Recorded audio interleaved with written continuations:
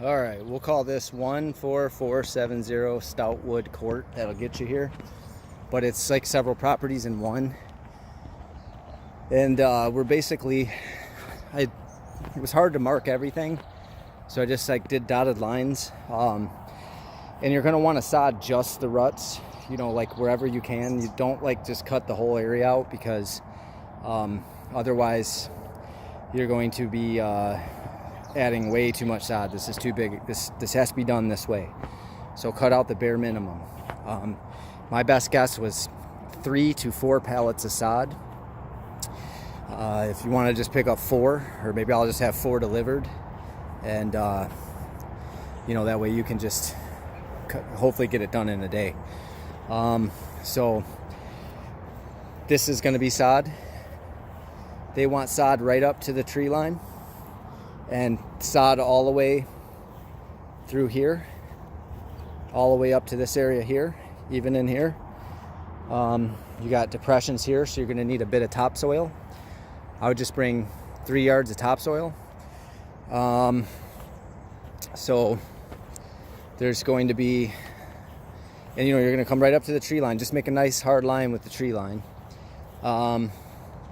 You've got this area here, and if you can avoid cutting it all out, okay. So you got sod here you need to do. This is kind of a rut. I kind of like made a little line here to show you, like, just do the ruts. This area is questionable though. Just cut out the amount you need to cut out without, you know, patching it in where it looks bad. This area is pretty bad. I didn't mark it. So this is just gonna have to be, you know, you're gonna have to do the best you can here. I showed you this area here. This little penis area here. Does look a lot like a penis, but maybe don't go so wide.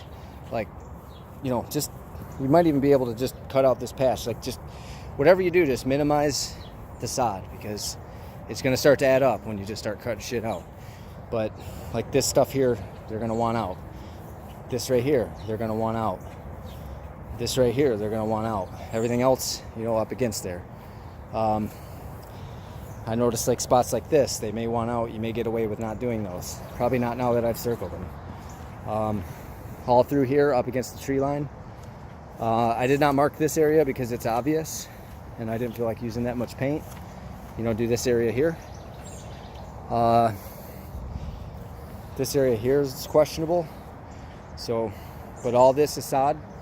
This is going to be mulched, so bring 3 yards of cedar mulch and put it behind the shed too, and only put it up to the tree line. Don't put it under the tree line, because the tree line is not mulched. So all this is sod here, and he tried to repair this himself, but he wants us to repair this here, but not all the way over, just this little rut and this little rut, or big rut, however you look at it. This stuff is obvious, so I didn't mark it. I got sick of painting. And this is where you're going to end the mulch. And all this, like, just come out into this area and kind of see.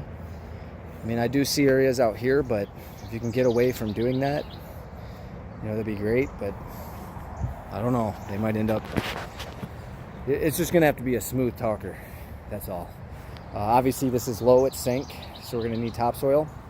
Here's the sprinklers. I've been told there are low or shallow sprinkler lines, so you may hit a sprinkler line. So be prepared to prepare them. They're going to mark the sprinklers. This is all sod. This is all sod. But everything on this side here, just run your sod cutter and remove this clay, fill it in with topsoil, and then hit it with seed. But they want the rollout straw, so I don't know. I think they have it at Panetta's.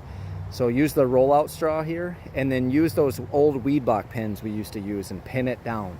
They want it pinned down. They don't want the straw blowing everywhere. That's the whole job. All right.